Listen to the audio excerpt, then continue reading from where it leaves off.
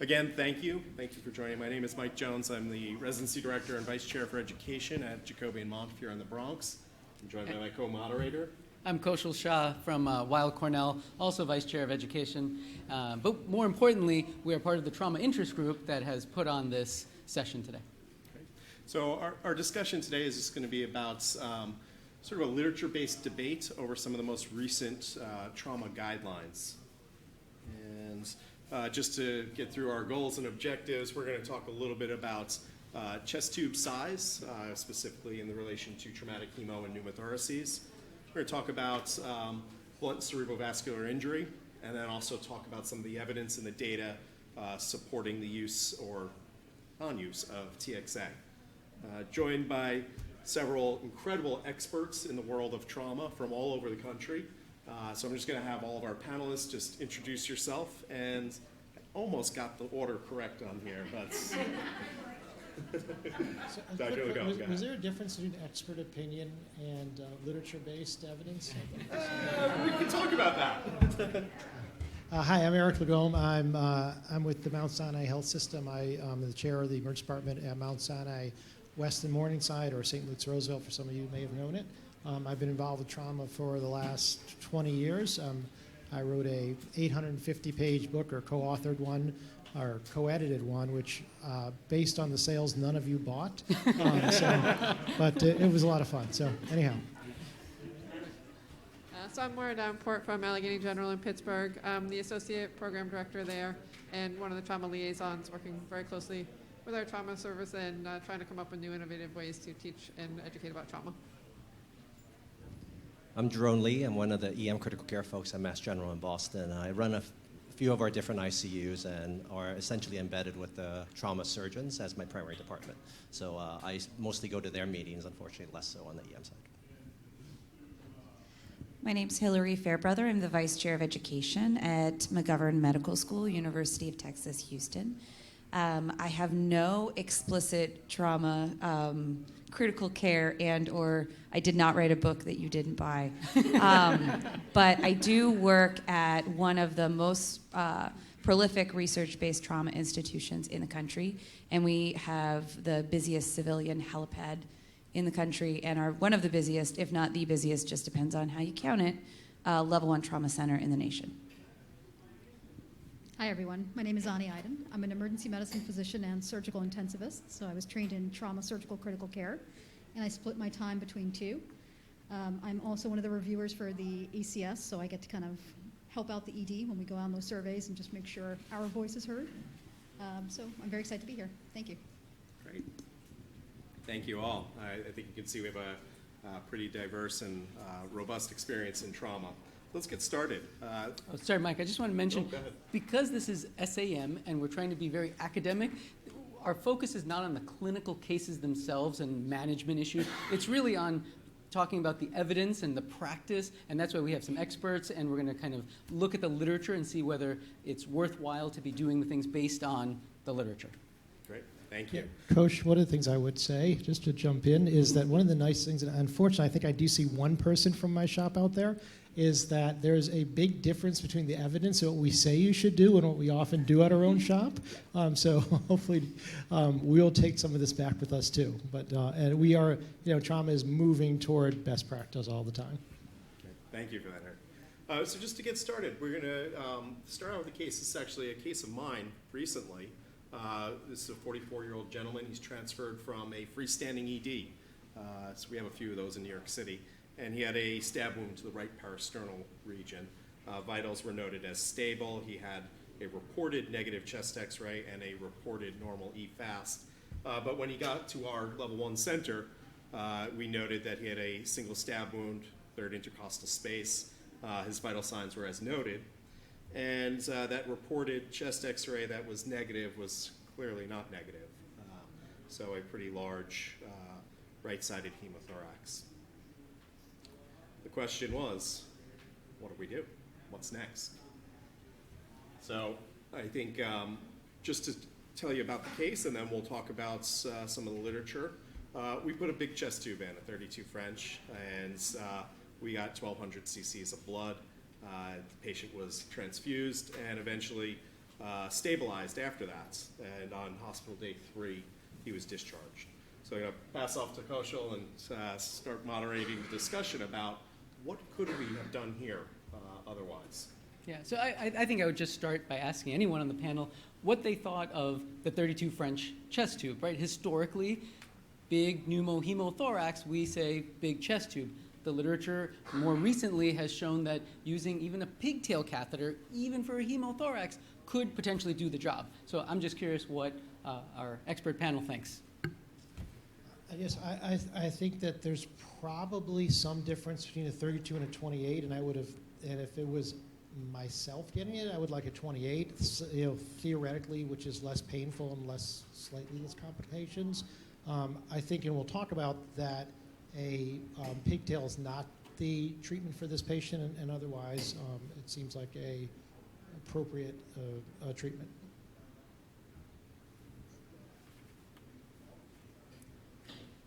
So I'll, historically, when I trained with the trauma surgeons in fellowship, and this was well over a decade ago at this point, if you put in anything less than a 40 in somebody who had a hemothorax, you were seen as weak, right? There was a... This is shock trauma, This I'm was guessing? shock trauma. That means you couldn't do a chest tube, and then you got lectured. But- Annie, just to be clear, those 40 French are they're bigger than the space between the Correct. ribs, right? Correct. You have to- Please, please don't ever do that for me, please. But interestingly, even the 10th edition of the ATLS guidelines has moved away from putting in such large chest tubes. So if I were actually taking care of this patient, hemodynamically stable, I probably would have gone with a 28, not even a 32.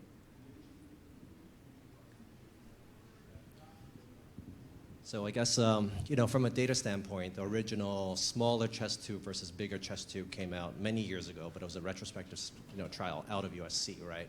That was unfortunately a sort of observational retrospective, started making us think a little bit more about if smaller chest tubes can drain hemothoraces, because the key is you don't really want to retain hemothorax that leads to an empyema, which is historically about 33% of retained hemothoraces. Then they need to go on to VATS and everything else, which is a big deal. And so the good news is there was a recent RCT that came out in J trauma, right, from this sort of essentially the same group that found that it's probably non-inferior. The only problem is a lot of the data showed that they actually weren't able to enroll enough patients, right? They actually stopped the trial early because they did not get enough patients to complete the trial, or else they would have to go for another few years. And so they didn't really find any differences between the two. The other problem was that their retained hemothorax rate in both arms was only 10%, where historically it's about 30% in the retrospective trials. So I do worry that there's a type 2 error there, right, where you're going to miss, it's a false negative, and there's actually sub-signal one way or the other that we're missing, and we don't quite know which way to go, right? And lastly, if you look at the paper too, they excluded all the patients who were emergently, who were considered unstable or emergent. And so they put big chest tubes or whatever standard of care was at the sites in for these patients. And so the pigtails were sort of reserved, the 14 French chest tubes were sort of reserved for patients who are more on the stable side. And so when you guys dig into table 1, you sort of see there's a big difference there. But they excluded a lot of the patients, probably including this one. I didn't see the vital signs. Became hypotensive. So this one would never even have been enrolled in this RCT.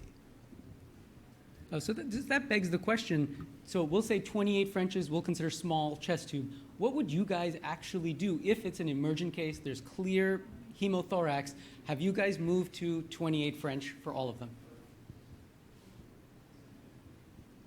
Yeah, we have moved to 28 French, and the general theory is that it's a lot easier to put a 28 French in.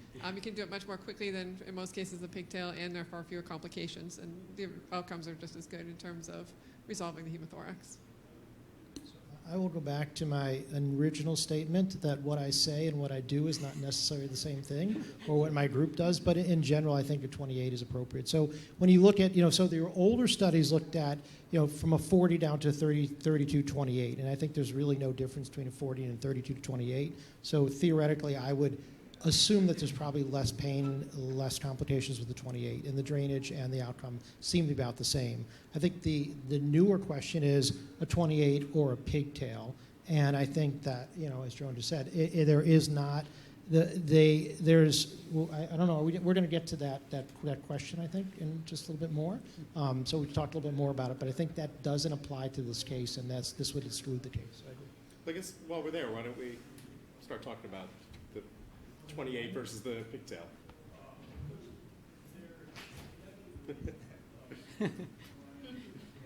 Nobody wants to talk.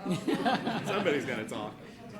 We can call I'll talk more now and talk less later. Okay, so I think there was a recent Journal of Trauma a guideline from East that came out, and they asked 4 questions, and I actually liked. I think for people who are looking for guidance in kind of common trauma questions, I think the East guidelines are excellent because they do a great job of really reviewing all the literature, pulling all the questions down, and going through a very thoughtful process to get to the best literature, and then grading it and putting weighted averages on it. So I think it's actually a pretty reasonable way of doing it. So they asked 4 questions. One is, can you watch a hemothorax if it's really small, which is important to us. Maybe, kind of. 2, can you put a pigtail catheter instead of 28 to 32 French catheter in, which is important to us. 3 is stuff about VATS and doing thrombolysis, which we don't care about. So of those 2 questions, so they started out with about 6,800 or so, 6,800 studies, and they ended up with those 4 questions with 4 studies. No, I'm sorry, 14 studies. Of the studies, the first 2 we care about, they ended up with 6 studies. So we know the big amount of evidence out there, it doesn't exist. There's just not a ton. For the first question they came up with, we really can't answer the question because there's 2 retrospective studies. It probably is okay with very small or occult pneumothoraces. If you just watch them, most of them will probably do okay, and about 20% or so will fail, but there's just not enough evidence to say this is a good idea or not. So, if a patient refuses it, it's probably not the worst thing in the world. The higher, the bigger they get, the worse or less chance to do well. If they have a pneumothorax with a hemothorax, they're probably going to fail. So that's probably my take home from that.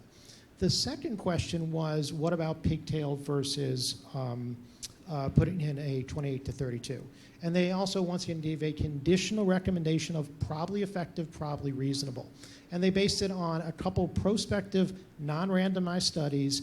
And then there is, since then, subsequent to that, there's been 1 randomized multi-center study.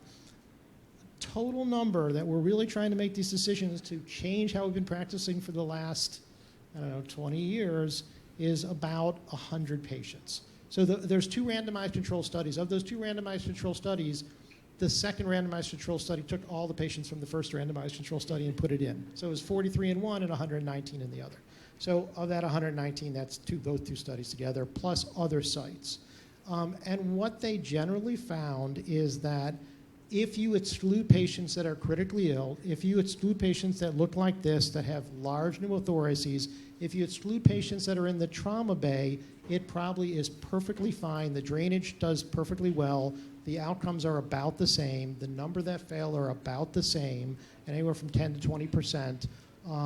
And it's a perfectly reasonable thing to do. The other thing that the lead author did is they came up with their own pain score, which is actually kind of neat. I don't know if it's particularly valid, but it's neat. And part of it is because he had some relatives, and this is how things get changed. He had relatives that said, that was the worst thing that anyone has ever done to me in my entire life. And so some of the older studies asked the question once it was in, how painful or how bothersome is this? And larger ones are worse than smaller ones. He asked the question, how worse, how bad is it? He called the IP, I think the insertion pain score when we stick it in.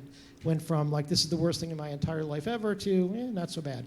And they found a significant difference. So in a non-validated pain score, they really found it was much better to stick in a pigtail, which I think validates what we think. And then the question is, can you use them in patients in the ED who are stable? And just like pneumothoraces, I think yes, the answer is yes. We should, we can, and it's probably a totally reasonable thing to move to. But we're not there yet for critical patients, and I'm not sure we'll get there. How's that? Great. Any other thoughts? So I'll say that we will put in a bigger French chest tube in this hypotensive patient, knowing that almost everyone else will probably go with a pigtail, just if there's more time and more stability. One thing I'll say too is, so as full disclosure, we're very pigtail oriented where we are, and we all have bought in. But we also, because of that, probably have seen more complications from pigtails that is under sort of not really represented in the literature at all, especially for small data sets like this that only have about 100 patients, right? And so the problem is, open chest tube, you feel where you are. All the pigtails now is essentially Selinger technique, right? You put in a rigid wire or a rigid stylet, and we've seen these things go into everything, right? Livers, spleens, cause pericardial tamponades through the lungs, right into the heart. And we just had a recent one go into the pulmonary vein directly, and then the pigtail went into the vein. They didn't know where they were, so we had a nice venous access. But, all right. Yes. Yes. Did you get a wedge pressure? Reported, right? No one wants to report this stuff. So pigtails, unfortunately, are probably less safe, knowing that a lot of these complications weren't in the trauma patients we see. They turned out to be from elective surgery as well. They were placed in the ORs and controlled settings too, but shows how they're high risk, and it's a blind procedure. Makes me feel good. I've seen a lot of these complications recently because we're moving in that direction, but good to hear other people put them in not great spots. Yeah. So one of the questions, I guess, is do you do them, or do you see more complications? Is one of the arguments they make that these should be done under ultrasound guidance. And do you do them under ultrasound guidance? And also when they're done in the OR, places like that, are they done under ultrasound guidance? And they made an argument that they think that some of their complications had decreased as they're getting into the right place, and so that's why their retained hemothorax were actually, I think, slightly lower. I'll quickly answer that as our complications that we've seen were all ultrasound guided. Because the pocket was there, the wire kept going. Yeah, I'll second that as well. So we are very ultrasound progressive in my shop, and almost all of our complications, except for one I can think of recently, were ultrasound guided. So I'm going to put my ICU hat on for a second, and all of the pigtails that I'll put in for retained hemothoraces or a hemothorax in general, in the ICU I'll do ultrasound guided. And the one complication that we should talk about is the retained hemothorax, like what do I think about? That's me, my ICU doc hat now, where I'd have to deal with that in the ICU, getting this patient to go get a surgical procedure, getting that cleaned out so that you don't get the empyema. But honestly, if the blood's clotted, it doesn't matter what size tube you're going to put in. That's the other caveat to this, is if it's clotted, it's going to have to be surgically removed anyway, potentially. So I do ultrasound guided if I'm going to do a pigtail.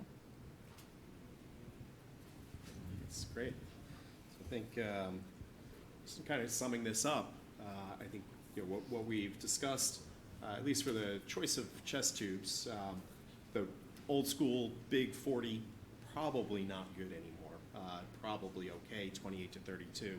And I think the question of pigtail for at least hemothorax is still perhaps up for discussion, especially in the massive hemothorax.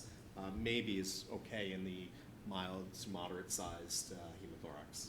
Any other? Yeah, the only other thought I had was it's mentioned a couple times that it's a non-inferiority, right? You can't really say that the 36 is not as good. And so there was a study that looked at older physicians, both emergency medicine and trauma surgeons, versus younger ones, and clearly the younger ones preferred smaller chest tubes. So we're hoping maybe this crowd is on that progressive side, and will shy away from the bigger chest tubes now, especially after this discussion and this little bit of a literature review. Great. All right, let's move along.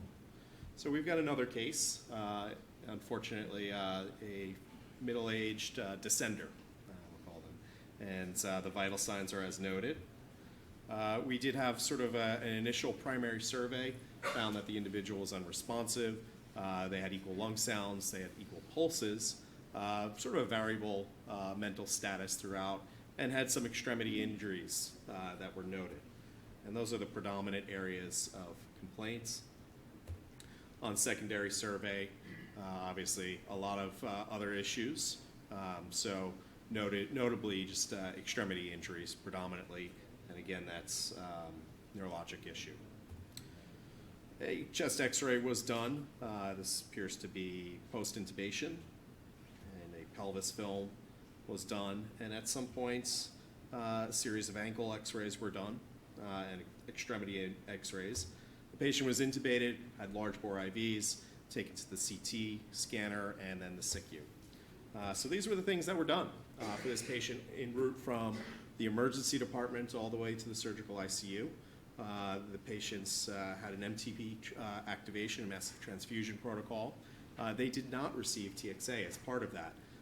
And eventually, there were some other issues and noted active pelvic bleeding that was eventually taken to IR for embolization. Unfortunately, the patient had to go to the operating room and eventually was transferred to an inpatient psychiatric facility and continues, unfortunately, even to this day, to still come to our emergency department with issues of self-harm. Injuries noted on imaging. So you see a massive hematoma with the nice arrow sign there, and a few other pelvic hematomas, spinal fractures, and some rib fractures. And we'll keep moving through the imaging, not as pertinent. So the question I think that we come to is we've started a massive transfusion protocol, and what is and where are we with TXA? Because at least in my own institution, there seems to still be quite a bit of discussion and debate between emergency physicians and our trauma surgery colleagues.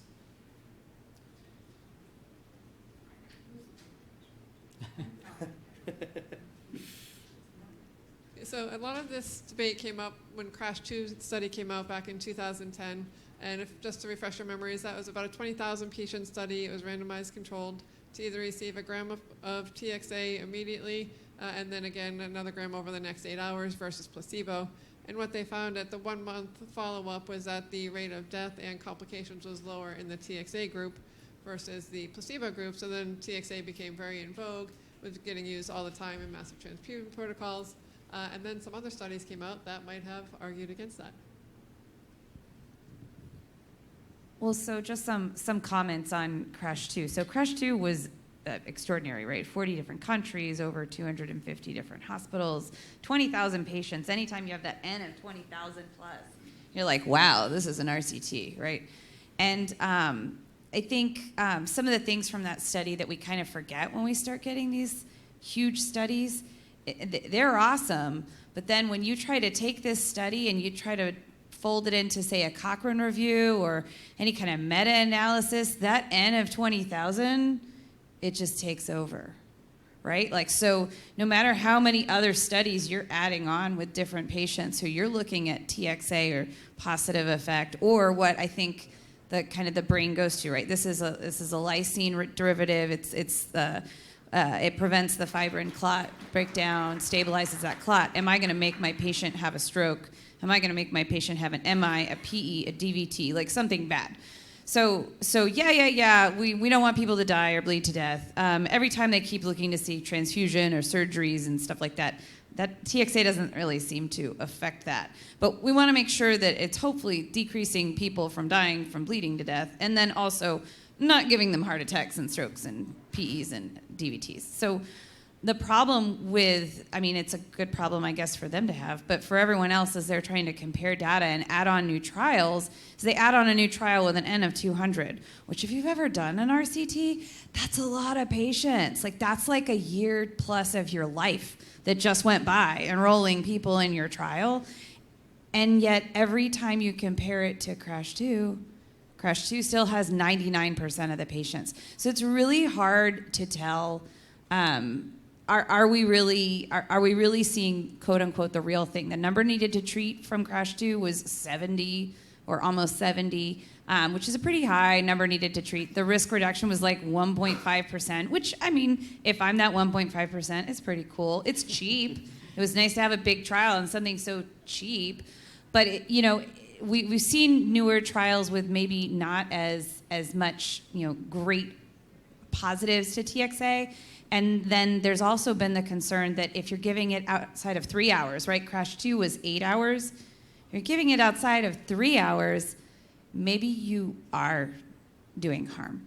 So now you'll see the newer recommendations be like, okay, 3 hours or less, which in trauma, I don't know, when did you start bleeding? I know when they got there. I know maybe approximately when they got hurt, maybe, because I don't know. Sometimes Texans aren't really great at coming to the hospital right away. ATVs, man, they're great. But so, you have all these different things that we kind of have to take into account as you're doling out your TXA so freely. I know our surgeons are kind of in the middle of the road. Like, if we really think someone's like bleeding to death, like that first golden hour, they're more likely to be like, sure, try it out. But if somebody's not that unstable, or we've got a unit of blood in and they seem to be stabilizing, we're probably not quick to just throw on TXA, especially if we're nearing the end of that 3-hour window, or just somebody who maybe just doesn't quite seem to necessarily need it.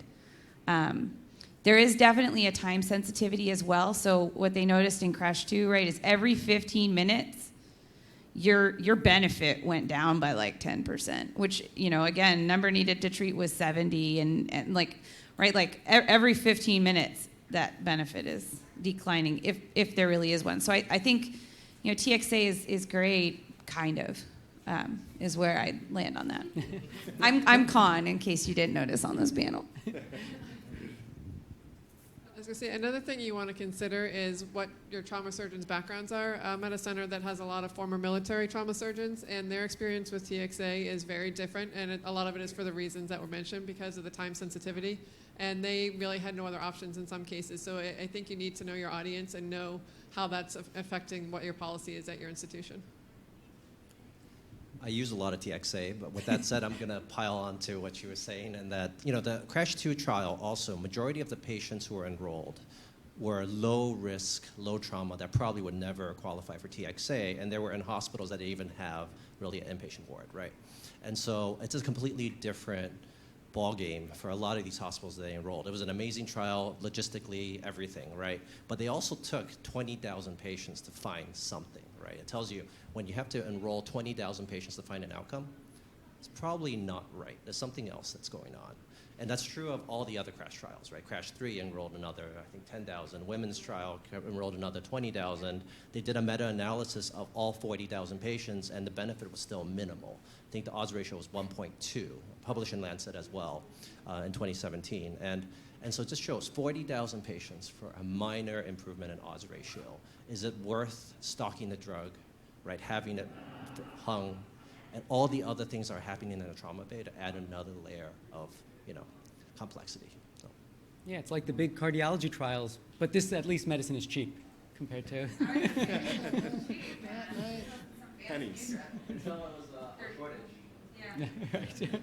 Yeah, I would go with hell yes. I would absolutely want it. If it was me, hell yes, give it to me. I mean, I think if you look at the thrombosis trials, and they just published again in Journal of Trauma, I think 6 months ago or so, looking at every single different, they looked at cardiac surgery, they looked at OBGYN, they looked at trauma, they looked at, I forgot what else they looked at, but across the board, it seems to be very, very safe. I mean, there really does not seem to be a downside to it. When you look at the trials, there's some from the military that published looking at, we have higher thrombosis, but, to be honest, those trials are crap. They were just bad studies that were retrospective reviews where they put a whole bunch of different things in and came up with an answer that didn't really fit. So I would say that it's a cheap drug, it's incredibly safe.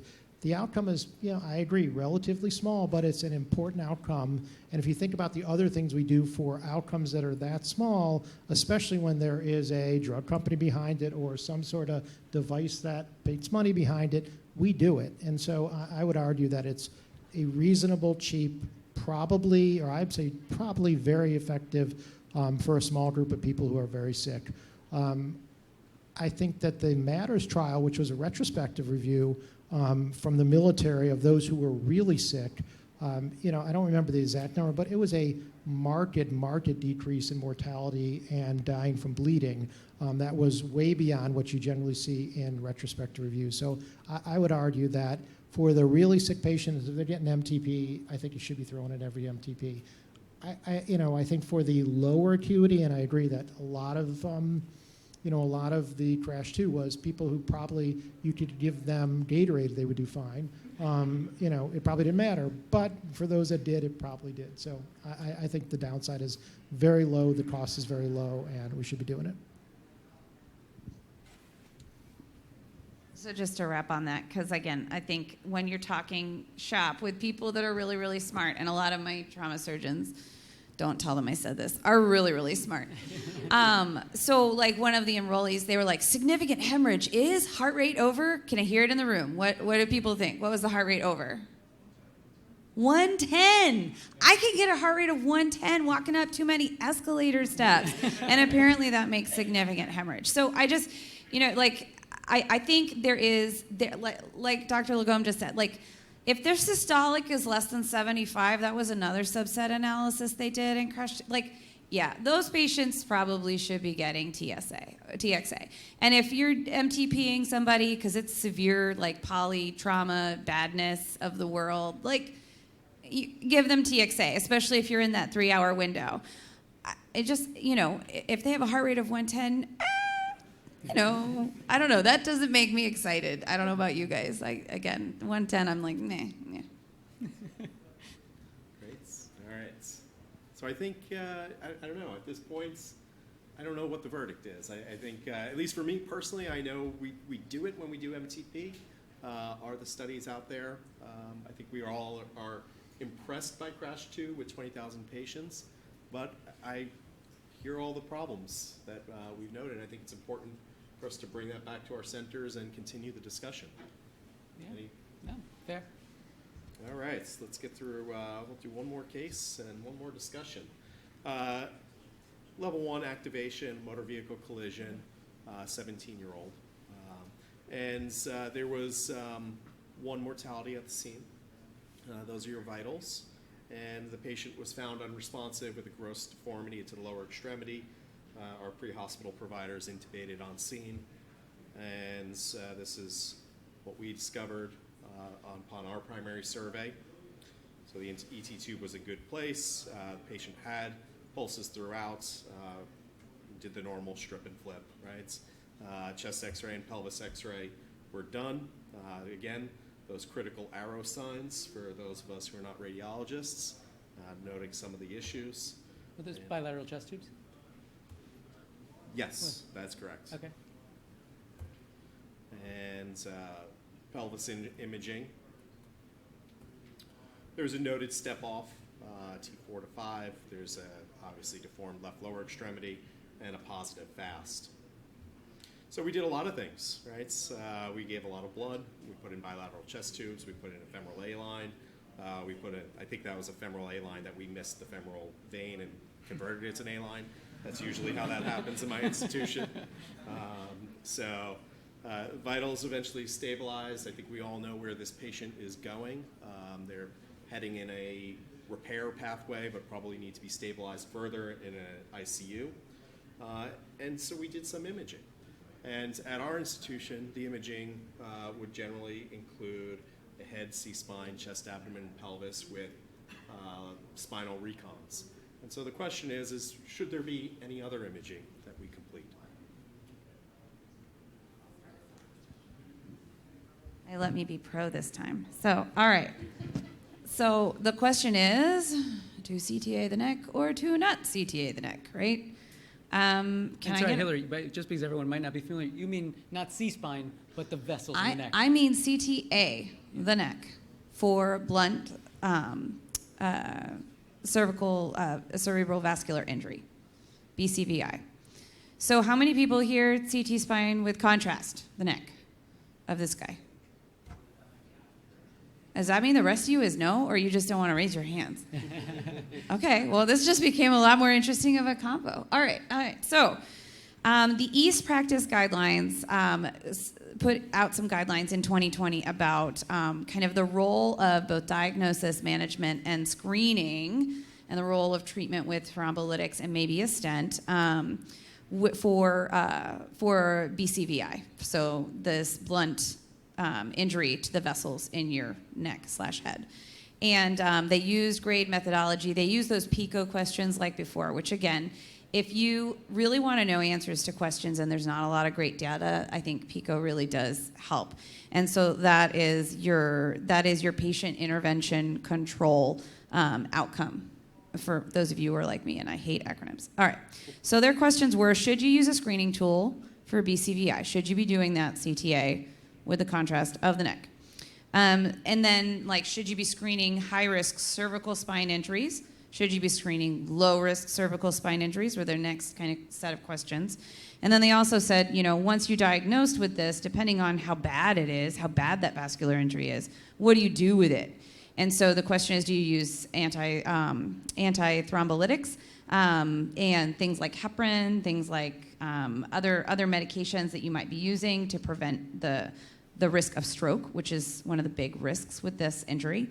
And then if you get a really high-grade injury in the 2-3s, if you get a 5, you have to stent, because that means that it's broken. They need a stent for that vessel to be whole again. But if you're in the middle, but it's kind of bad, it's not 1, do you give those patients a stent? So for 2-3. And so what they concluded is when they looked at all the evidence, which is not a lot of evidence, is the moral of the story, and the evidence they have ain't so great. They said, yes, you should screen. You should definitely be screening in high-risk cervical spine. Low risk, maybe you can screen if you want to, depending on your mood. And then, yes, you should be using antithrombolytics for anything, grade 1, 2, 3, 4. Sometimes you can't, right, because the patient's also bleeding in their brain. And so you're like, oh, I wish I could, but I can't. And then for grade 2 and 3 of these mid-range grades, they said stenting augmentation with the thrombolytics doesn't help, or with the antithrombolytics. So then that brought about another article. Lechtel said, why don't we just universally screen everyone? When we miss this thing, we're not usually giving anticoagulation to these trauma patients. And if we know that the risk of stroke and death for these patients, if they go undiagnosed, we wouldn't know to give these medicines. And undiagnosed, these things lead to bad things like stroke. And so they said we should just universally screen everyone. BT dubs, they're getting the contrast, right? They're getting the contrast for the chest, abdomen, pelvis. Why? We're imaging the neck, right? We're all doing the pan scan for this person. Why aren't we just throwing in the contrast for the neck? Why would we not do this? Even the American College of Radiology says, appropriate use criteria, the AUC, for any of you policy nerds out there, that stuff sucks. Even they said that we should be doing this. They're like, why wouldn't you do that? That's weird. Which when a radiologist says that, I'm like, oh, maybe we should be doing this. So we're getting the images anyway. It's not more radiation. They're getting the contrast anyway for that contrast-induced nephropathy that we're always worried about, that I then stop worrying about because then the patient's gone. But, it's there for my ICU colleagues. I'm like, shoot, I hope I didn't kill their kidneys. Bye. Why wouldn't we just universally screen? And this trial also came out in 2020. And they basically said, you know what? We should universally screen for most things. And they said all those old people who fall from standing, you should probably universally screen those people too, because they all have like really crappy neck vessels, and they all have all this atherosclerosis that's going to cause all that kind of blunt BCVI, blunt injury to the vessels in their neck. So, I think the question that we're all left with is, do you just screen everyone? Is everyone getting a CTI neck now who really has any kind of leveled trauma? I'm going to have to answer that question. So, first of all, why do we even care, right? I think we need to start off by answering that question. And the issue is that, and now I'm going to put, again, my ICU hat on for a second. If you guys have ever seen anybody who's come in with one of these things and then winds up having a stroke, it's actually pretty devastating in a young person, where there's something that you could have done to prevent that from happening. Now, the other concern is that about 40% of the patients who wind up having this, I apologize, there's about a 40% mortality, for patients who have this type of injury after surviving their polytrauma. So that's why we care, okay? The other issue is that, and what these studies that were quoted before found, was that the incidence of our screening found that it went up from about 0.1%, who cares, to 1 to 3%. Again, who cares? But that's a pretty big jump, right? And if there's something you can do to prevent it, that's why we care. Now, I'll tell you, again, what do I do? You screen. There are screening criteria out there, and we can kind of talk about those in a little more detail if you guys choose. There's the Denver criteria. There's the modified, is it Memphis? I don't use that one. Criteria. Everybody uses Denver. But basically, you just want to look at your patient and get an evaluation. Now, as an ED doc, I'm not sitting there screening my patient. I'm getting a CAT scan on this patient and figuring out what's injured. But when this patient comes to me in the ICU and has a whole bunch of injuries and is not waking up, then I'm probably going to send them back down for additional imaging, and I'm going to get a CTA. So that's kind of the question that you want to ask. Most of these patients are going to wind up getting repeat images for something at some point. If we can get them that scan earlier, great. The other question you want to ask, and the EAST guidelines, if you actually look at their guidelines, talk about heparin versus aspirin versus dual antiplatelet therapy. I wind up having to beg my surgeons and neurosurgeons, like on a daily basis, if I can start an aspirin on my patients. So none of these things are without risk. So that's the other thing that you want to think about. You can make the diagnosis great, and then there's a whole lot of other things to think about afterwards.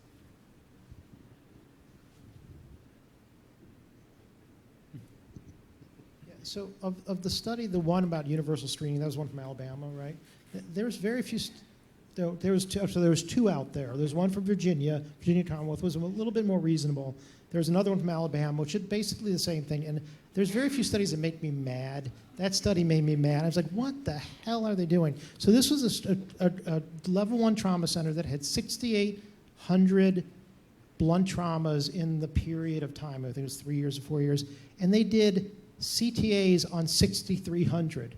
They did from the head to the toe, including the neck, on 90% of the patients who came into their trauma bay. So it is insanity. And so I guess when I look at some of these studies about universal screening, they really have such huge numbers of their N for what they're looking for is going to be, it's an impossible task. And then they come out with these kind of, in the Alabama one, said they had a 7.5% finding of blunt cerebral vascular trauma. That's not real. That doesn't exist. Like these things don't make sense. And that got published in Journal of Trauma. It's a piece of crap. But the concern I have about those type of studies is they take the information from that, and what trickles down is that every patient with blunt trauma needs to be screened. Every fall needs to be screened. And the reality is, once again, many of these patients, they have a bias because they're sick enough to get admitted to the hospital. They're sick enough to be in the trauma database. So they're not the patients we see. We end up with these expectations that, all blunt trauma, what does that even mean? And so I do worry about some of these large studies that are, just crap. If you go back to the Journal of Trauma, the EAST guidelines, I think that's really well done because they look at the guidelines from Denver. They look at the modified Denver, which kind of added on any cervical spine fracture. And the reality is that it is probably a reasonable thing to do. It's a small number of a small number, but a real number has face validity. And there clearly is bad outcomes when you miss them. And when you look at the studies that say, well, we did more universal screening and we missed things that they wouldn't have picked up in Denver or Memphis, most of those patients would have been picked up on some way, shape, or form. Like there was something there. And they said, well, we didn't have the neck fracture, but they had something else. So I think that if you, at the very least, use screening criteria, and at the very least know what they are and just apply them reasonably, you're rarely, if ever, going to miss one in your whole career. I mean, if you just think about it, how many patients have you seen? You see them in the ICU, but those are sick patients that have gone there. We're not discharging a lot of patients with undiagnosed blunt cerebral vascular trauma. We're just not, I've never seen one come back in that was missed in our department, and we go to M&Ms and stuff. So I don't think it's a real thing as it's discussed in some of these papers, but I do think it's a real thing in people who have critical injuries and have high mechanism trauma. So I think that's reasonable, but I think there's this kind of creep now to everything, which I think is a dangerous kind of way to go. I think the other thing, and really the middle ground to take here, is that you look at the Denver criteria, the Memphis criteria, and you look at your patient. And I think the real patient population that is going to give you the question of should we be screening is the patient who comes in with the altered mental status or who is intubated in the field. But again, you can look at the mechanism that way and say, yes, we probably should be, but otherwise I agree screening everybody is a little bit ridiculous. So just because, again, we want you guys to really know the literature when you leave this room. So as you're having your own discussions with your own teams. So the Lectal was a University of Virginia study, right? Virginia Commonwealth. And they had more than 4,600 patients, so big study. And they screened everyone, like literally everyone, like old person, fall down. They screened them. And they found a 2.7% BCVI rate. And I have a 4-year-old, sorry. They used the expanded Denver criteria to screen and to see like how many their screens would have missed. And they would have missed about 20%. And about a quarter of those were grade 3 or higher.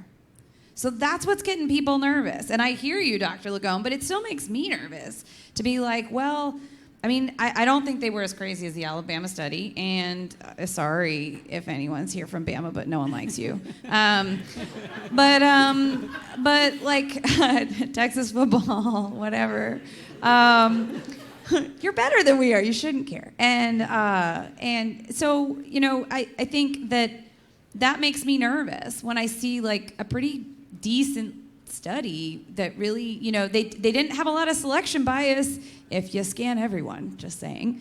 And if they do that and there's all these grade 3s that they're missing, unless we really think that grade 3s mean nothing, which my ICU colleague here says they're serious, you know, they should at least be on 1 antiplatelet, and if not 1 antiplatelet, 2 antiplatelets. So like we should be treating them to prevent stroke, and we're not if we don't know with our screening technique that we should be scanning them. I think the take home here is go and look up the criteria and just be mindful about your patients. And I've seen a handful of these patients who have woken up with a stroke thus far, who then get imaging studies, who then are diagnosed. All of them had other stuff going on where, quite frankly, that was not exactly on the list of things to do first anyway. If you're actively hemorrhaging, I'm not going to give you aspirin or heparin anyway. Right? So just be mindful of your patient. It's something that you should know about. Screen your patients. I don't get contrast studies of the neck on every patient I see. One quick comment. I'll say that I think there's a patient selection issue, probably not with that study, but if you look at all the data, all the bad data on this, the incidence of stroke, right, is anywhere between like less than 1% to 70%, which makes no sense, right? And also, you know, from us, we know from the ED that not every belly pain needs a CAT scan, but every belly pain that gets a surgical consult gets a CAT scan, right? And so they're probably not enrolling the right patients. So that's I think that's a fair point. Yeah. So we're running a little short on time, but I think just kind of wrap up take-home points on BCVI is it exists. We should know about it. And I'm not certain that the literature has a wonderful answer for this just yet, but certainly we should keep it in our minds and consider it as a diagnosis. Yeah, these are controversies for a reason, right? That's why we need 5 people who work in the ICU and the ED to give us some guidance on it. So hopefully, you know, you walked away a little bit smarter with a little bit more knowledge, but we apologize that we don't have perfect answers for these controversial topics. We'll add just one last point. This is a didactic that was presented by the Trauma Interest Group. I see probably about 60, 70 faces out there, and I don't think you're in our interest group. So if trauma interests you, join our interest group. It's free. And we try to have these types of discussions on a monthly to quarterly basis so that we can all grow as physicians. Thank you. Thank you to the our panel. panelists. Sure.